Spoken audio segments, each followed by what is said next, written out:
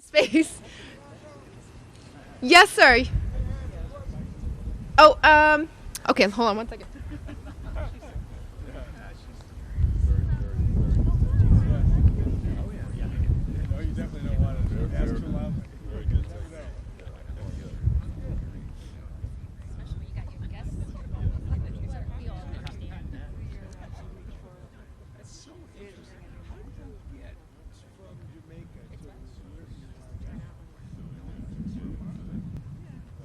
We got all of our streets team in. Everyone, okay. All right. Good morning, everyone. I want to thank you all for joining us. We are getting ready for an exciting bike ride that represents a bit of Boston showing what's possible, and also the partnership that we have with some exciting guests and visitors from our local community as well as from around the country. I want to thank first and foremost our Boston team for making today's event and announcement possible. We have our Chief of Streets, Yasha Franklin Hodge, here. The city's transportation department's Bluebikes director, Kim Foltz, is here. Our BTD bike share planner, Louisa Gag, is here. Okay. She's on crutches over there. And many, many others from our city teams. Thank you for all of your work that we're doing to ensure that Boston is a city where we can get around to where you need to go with every mode of transportation, and to do so safely, reliably, affordably. And today we're seeing some steps forward on the cycling front. I also want to thank my colleagues in elected office. We have State Senator Will Brownsberger here. He'll say a few words later.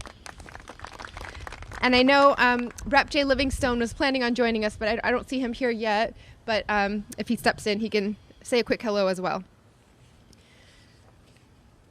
I also want to introduce our guest mayors from around the country. Boston is actually hosting the Mayor's Institute on City Design these few days, which is a tremendous honor for us to be able to partner with the organization and ensure that we can lift up some examples of how the built environment really shapes health and well-being, connectivity, and everything we're trying to build in our community, and to learn from these incredible leaders who are working to do the same in their own hometowns. So I want to recognize and thank Mayor Tim Kelly from Chattanooga, Tennessee.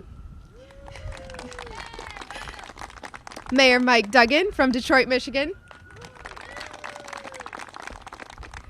Mayor Harvey Ward Jr. from Gainesville, Florida. Mayor Sheng Tao from Oakland, California. Mayor D.C. Reeves from Pensacola, Florida. Mayor Helen Tran from San Bernardino, California. And my classmate from mayor school, because we started together, Mayor Ken Welch from St. Petersburg, Florida.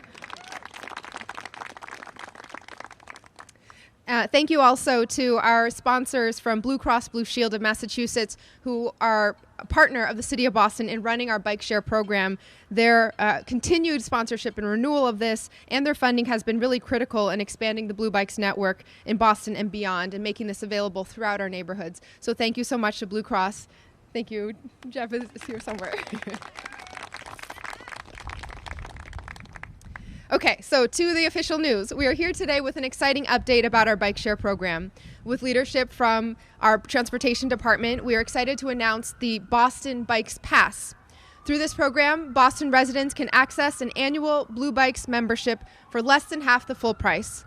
This will take the annual price from $129 to just $60 for the year. And residents who meet income eligibility requirements can access a free annual pass for just $5 a year. We are incredibly excited to make this more accessible for all of our residents. And if you are out there wondering how to immediately enroll, you can go visit boston.gov/bikes-pass to sign up.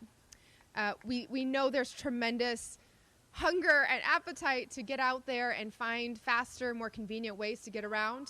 When I hate to even mention the trauma of the Orange Line shut down last year, but when the entire Orange Line was closed and the state worked with the city to ensure that there were multiple other options available to get around, Blue Bikes were made entirely free during that period. And in that 30-day period, we saw the record for Blue Bikes usage in a single day was set and then broken 9 separate times in that month.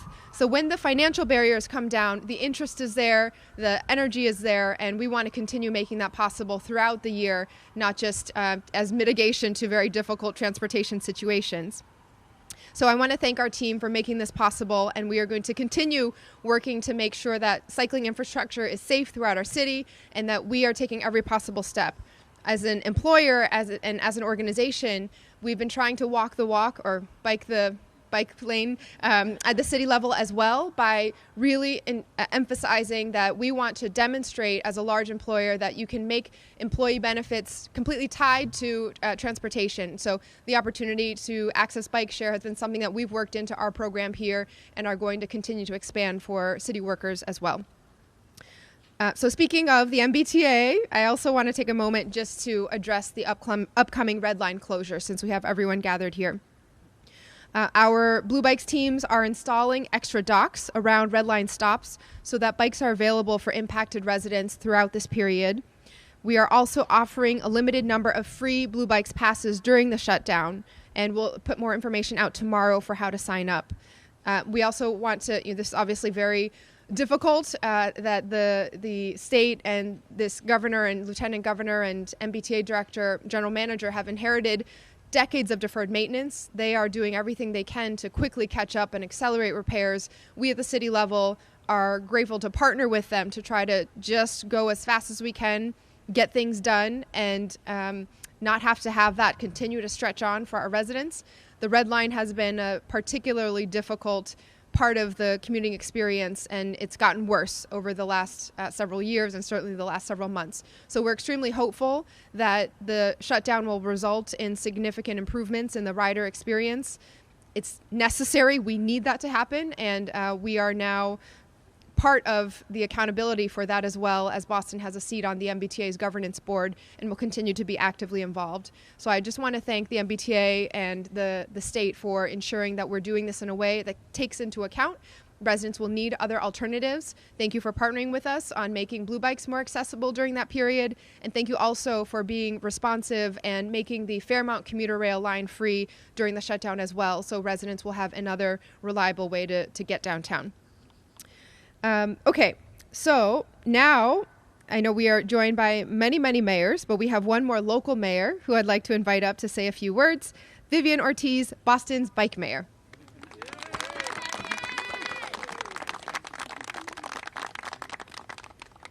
Every day I ask people this question, so I'm going to ask this group. How many of you ride a bicycle? I want to see a show of hands. I can take care of that for you, okay? I'll talk about that in a second, all right? So I love seeing that this is a bike community of folks here, but we all need to do our part to get more butts on bikes. I learned how to ride a bicycle as an adult. Kim, with the Women's Learn to Ride program that the city of Boston has, 9 years ago, I went there to learn how to balance again, and I absolutely fell in love with it. I didn't grow up in this part of the country. I drove everywhere until I moved to the East Coast. I have not owned a car in 16 years, and I primarily get around on a bicycle, all right? We need to be spreading the word about the joy of biking. Right now, so much of the conversations about biking are talking about the safety issues. If you have not gotten on a bike in some time, we have paths, we have trails, we have many opportunities for you to get out and remember what it's like to ride a bicycle, to remember how much joy there is in riding a bicycle. And when Blue Bikes came to my community, that just opened up a door for me, right? I live in Mattapan, which is one of the most southern neighborhoods here in Boston. It is a primarily black neighborhood. Folks do not have bikes. We don't have infrastructure. And I was upset and disappointed because I wanted other people to be enjoying this beautiful trail, a state trail that runs right behind my house. So I decided I would ask people, come ride with me. I don't have a bike, okay? I don't have a helmet. So thanks to our friends at Blue Bikes, I was given the opportunity to be able to invite people to come on the trail and ride with me. So they gifted me passes so that I could get folks in my neighborhood to start riding. And I called them my Monday night trails. And it was just a slow ride just to kind of get people comfortable about riding, remembering what it's like, and hopefully if they wanted to get a bicycle, just like what happens at the Women's Learn to Ride, the energy and everything that happens at the end of the class, oh, I want to get a bike, I want to get a bike. I'm like, try the Bluebikes. I don't want you to buy something at 3 o'clock in the morning and then realize I got it online, I love this bike, and then you're like, So I am a huge promoter of Bluebikes. I am so happy that we have them in my neighborhood. We all need to be talking to folks about riding Bluebikes or riding. How many of your communities have bike share? Wonderful. When I travel, I always take my helmet and I use the bike share in every community that I do. If you're confident riding a bicycle, I encourage you to do that. It's the best way to see the city that you're traveling in. And they're all pretty much the same system of bikes. So it's like you just get on it and you're going to get it. All right. I was told to keep this short, so I'm going to. We also need to make sure that we are communicating with folks about the changes that we're making on the streets. All of the infrastructure is absolutely wonderful, but if people don't know how to use it, then they're not going to be comfortable doing that, right? And we need to get comfortable using that infrastructure as people that are biking. So if you have a friend that wants to get back on a bike, become their buddy. When the red line shuts down, there is a group of us that are working to encourage people and guide people to ride their bikes in.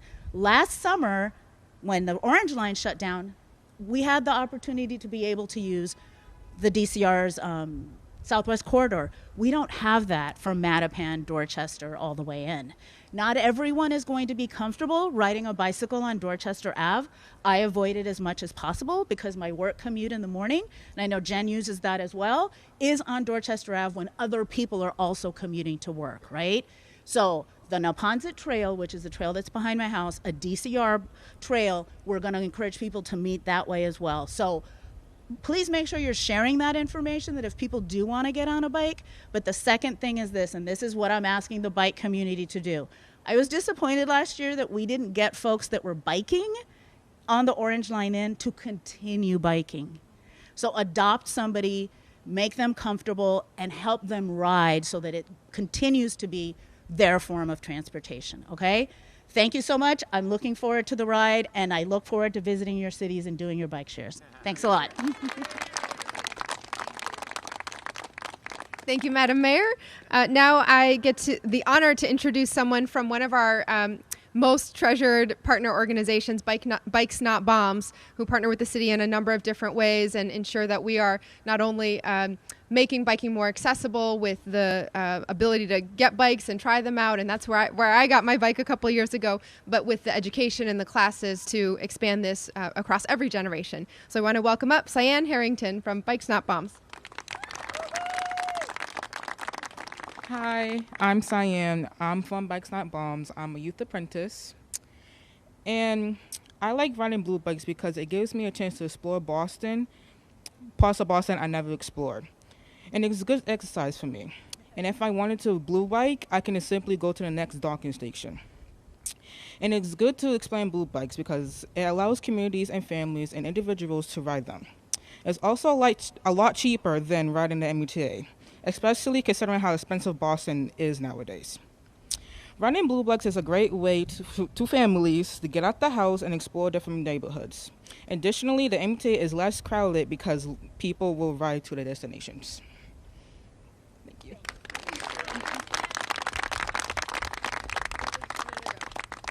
And now I'll invite up our partner at the state level, one of the strongest advocates for biking because he lives it every day, Senator Will Brownsberger. Thank you, Mayor. I really appreciate the message that Vivian and Diane gave us about the passion for cycling and all the benefits and all the enjoyment that people are missing if they're not doing it on a regular basis. What I just want to do now is thank the mayor and her team, first of all, for this Blue Bike Progress and the sponsor, Blue Cross Blue Shield. But for me, the amazing fight that they're really taking on is to connect this city, to connect all the parts of the city with through bikeways. Every single block of every single bikeway is a fight. There's competing interests, parking, which the businesses want, residents need, through traffic for buses, through traffic for vehicles, finding a way to fit a safe, sheltered path for cyclists that every cyclist can feel safe on is a challenge in every single block. But the mayor's taking that challenge on and block by block building the network of bikeways that will make this city the bike capital of the world. And I want to thank her for that and her team for that their strong and continued efforts. Thank you, Mayor. Any questions from the media before we get on the bikes? Oh, yes, sir.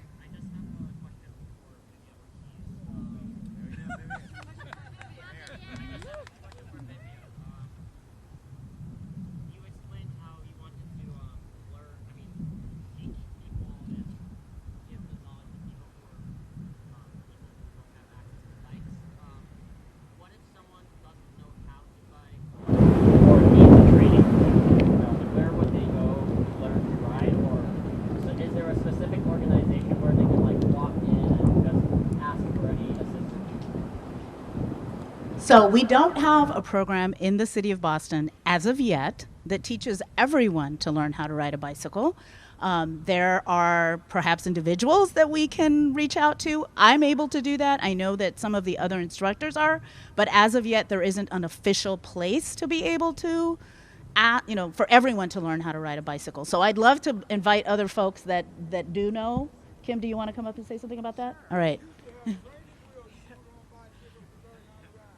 That still exists. So, as Vivian spoke to, though, we have run a women's Learn to Ride program for more than a decade now.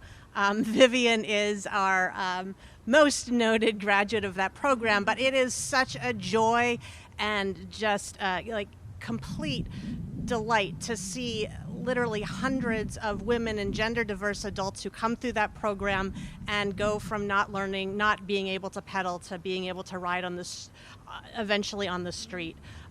And we are looking at ways to expand that program to all adults in Boston. We are also looking to relaunch a program which we ran for many years in the Boston Public Schools, to make sure that our young people are learning to ride a bike and to build skills in navigating streets eventually as they become young people and young adults themselves. So this is absolutely an important initiative for the city, and we recognize that the education component is the other side of building up all of this great infrastructure and making our bikes available through our public bike share system. Thank you, Kim. I'll just add to that. My name's Elijah Evans, Executive Director at Bikes Not Bombs. We teach classes there for youth and adults. It's primarily through an Earn a Bike, Learn to Earn type of program. Cohort-based, we serve about 20 youth per season, 20 youth and adults per season, and out of that program, after the 6 weeks, you get to keep the bike that you built up. So that's definitely an opportunity. We also have a bike shop, and so if you have a bike but need to get more confident with it, we do open shop as well for you to work on your own bike if you want to get into that. But lots of opportunity, and we partner pretty well with the city. So come to check us out. Thank you.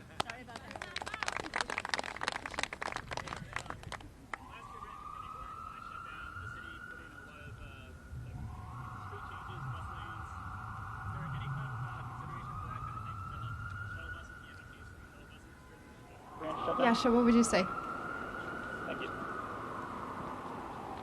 Good question, Christian. Hi, Yasha Franklin Hodge, Chief of Streets for the City of Boston. So we have been working since the original planning started for the Red Line shutdown. We've been working very closely with the MBTA to understand their plans for shuttle bus stops and shuttle bus routes, and then to look at the whole spectrum of alternatives for people and what we need to do to make those more accessible for folks. So a few of the things that we're doing, we're making curb regulation changes to ensure that we have space for MBTA shuttles during the shutdown. We'll be making some minor adjustments to certain allowed turning movements and putting up signage to alert drivers to try to keep traffic off of some of the key shuttle bus corridors. As noted, there's work being done to expand access to blue bikes and safe biking routes in the area impacted by the Red Line shutdown. We're working with folks in the bike advocacy community to identify paths of travel for people who are potentially new to biking in the neighborhood, and without the benefit, as was noted earlier, with this last year we had the Southwest Corridor that paralleled the Orange Line. This year we have to make sure that there's good wayfinding and signage to help people navigate the streets. So we're working to ensure that that happens. And lastly, we're thinking a lot about accessibility. As we did with the Orange Line shutdown last year, we've done, in partnership with our Disabilities Commission, an audit of the stops and the surrounding sidewalks for where the shuttles will be departing from, and we've made numerous repairs to sidewalks and in some cases streets that are part of the alternative bike network to help ensure that people have a safe path of travel no matter how they're moving during the shutdown.